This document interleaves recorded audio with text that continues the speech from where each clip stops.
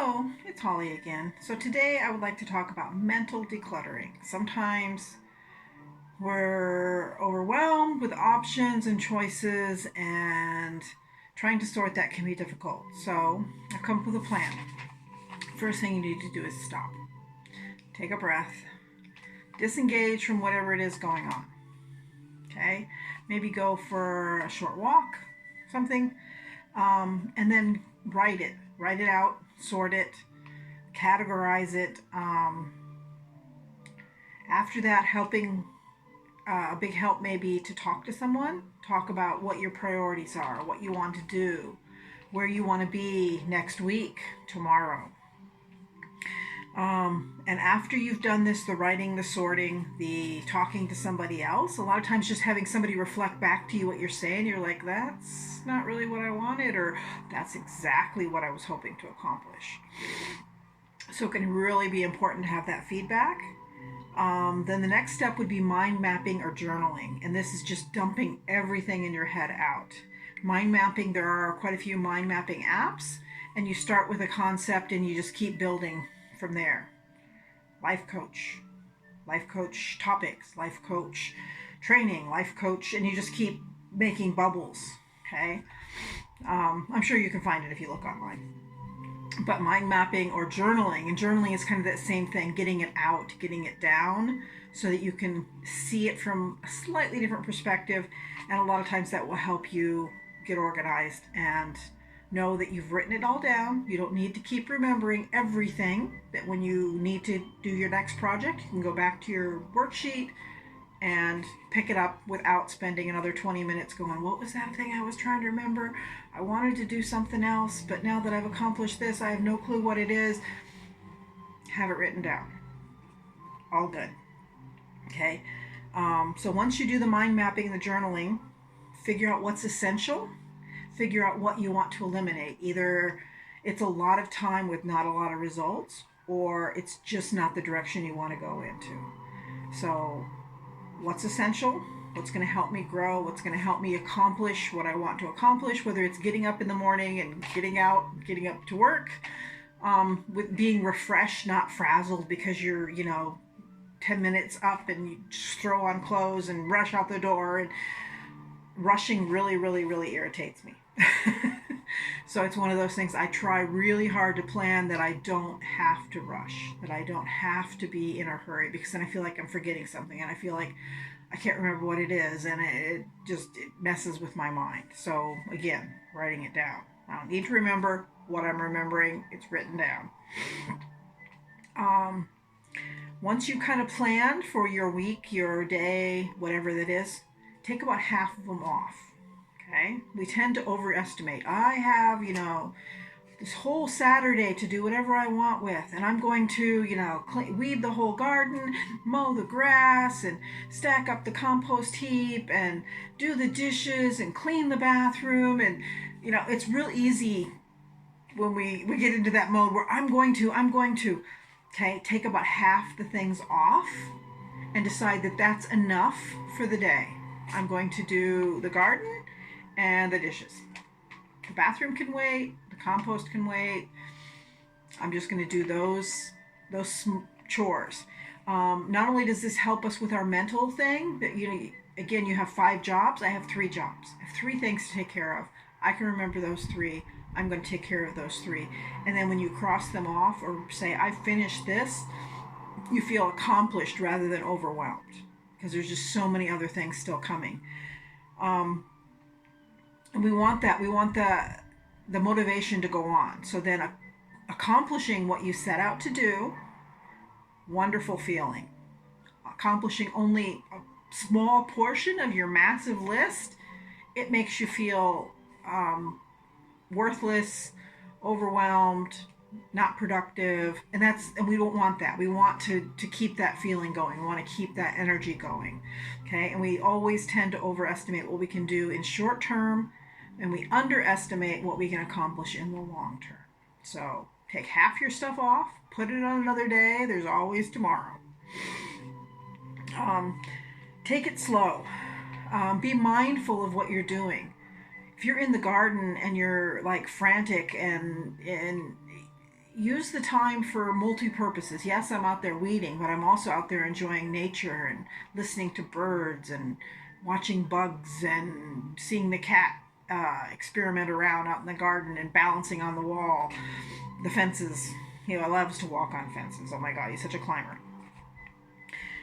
So taking it slow a lot of times can actually accomplish more because we're actually paying attention to it. We're actually being focused on what's going on in front of us instead of whipping through it and then realizing we missed a third of the project because we were so intent on getting finished that we didn't actually do all the aspects of the project. Okay, do a single task.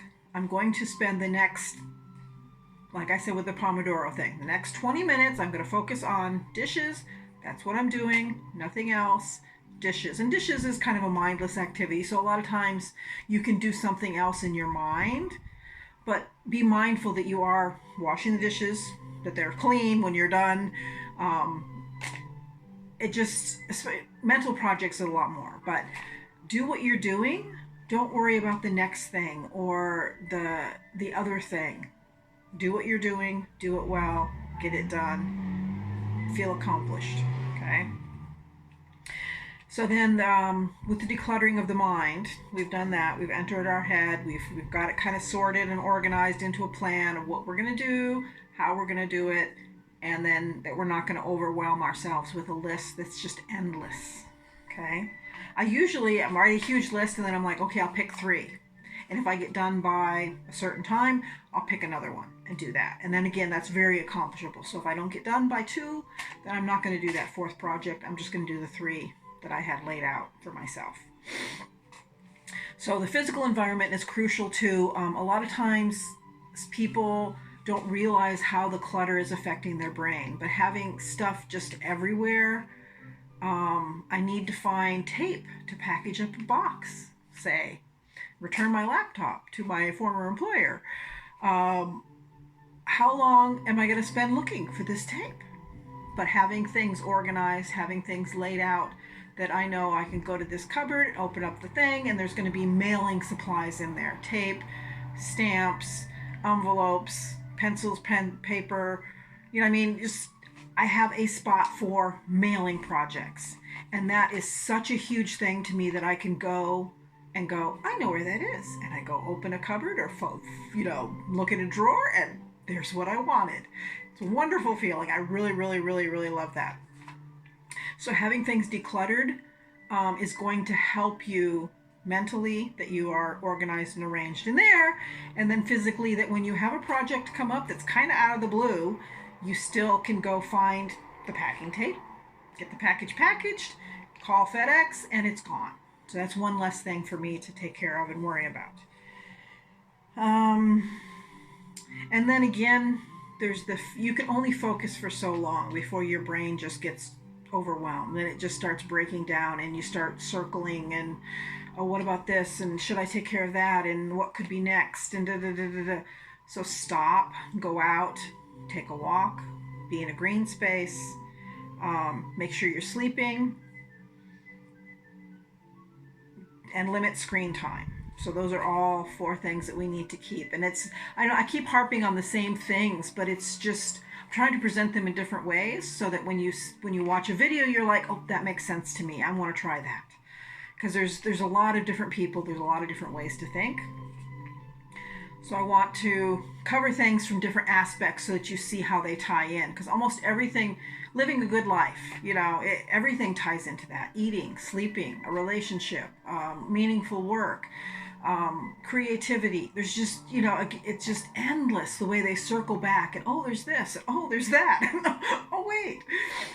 And then the final thing for decluttering your mind is emotions. I regret saying some things to my spouse. I was angry. I was in pain. I was tired. Whatever the thing was, let it go. I talk to him and I say, I'm sorry. I was really angry and I said that and I did not mean it and I apologize. I'm going to try to filter my mouth more. My mouth gets me into a lot of trouble. Let it go. Okay? I apologize to him. I've done what I can to close the incident So then the only thing I can do from here on out is try not to let it repeat again and again and again. So, and that takes up mental space as well, that you're worried about the fight with your mom, or there was this thing at work that you wish you could go back and do it that way instead of this way because that wasn't very nice to the other person. There's going to be those incidents, so try to reclaim what you can and say, I'm really sorry. When you came to ask me that question, I was already kind of overwhelmed, and I was just like, oh no, one more thing to deal with, and I didn't deal with it in a good way for either of us or for the customer that was involved, whatever the circumstance was. So there's always, and that's the thing with the reframing and the mindfulness, it's just, there's always a million things you can keep working on, and I encourage you, keep working. You can get better. Okay, so stop, write or sort it out, talk to somebody, do mind mapping, journaling, pick what's essential, eliminate the things that aren't useful or aren't heading towards your goal. Less is more. Take about half the things off your list today to do and don't do them. Take it slow. Be present in what you're doing. Be mindful of your project so that you can get it done the best way possible. Do a single task, focus on that, get it accomplished. Check it off your list. Whatever floats your boat. My husband's into burning things. He likes to burn his lists. That's great. Burn your list. All done. Whatever. Taken care of. Then your physical environment, cleaning up your desk, emptying the garbage. And sometimes you just need to be away for a little bit. So then that physical activity is a great break for you, that you can get up, empty the garbage, clean off your desk, wipe things down, take the dirty dishes out, since we've all been here at the home office. And again, make sure that you're limiting some screen time. Take a break once in a while from it. Not that you have to just be no screens, but take a break. Take some time out. Go for a walk. Make sure you're sleeping. And nature, I know I harp on nature. Being in a green space is such a peaceful thing. And so many people don't even realize they're missing it until they go and sit at a park. And don't do anything. Just sit at the park and look at the greenness around you. Flowers, trees. Everybody has somewhere that they can get to that's away from buildings, cars, that kind of environment. Okay, and then let it go. Try to free up that mental space by not worrying about, I said this and I was mad and that was terrible. And again, if you need to write it out, write it out. Next time this happens, I want to approach it like, and get an alternative method going. Think about that so that when it comes up, because it's always going to surprise you, when it comes up, then you can go back to your plan. You know what? This happens. This is how I'm going to respond. This is what I'm going to say. This is how I'm going to have it resolved. Yay. No anxiety about how I could have been better. Okay. So that's it today for decluttering your mind. And it kind of seems like an obscure list, but there are times when you need to just sit down and evaluate things. And I believe this is a really good approach to that you just take some time, sort through, find what's essential, find what eliminate, and then again, double check that you're spending some time away or out, whatever that is for you. Thank you very much, and I will see you again next week.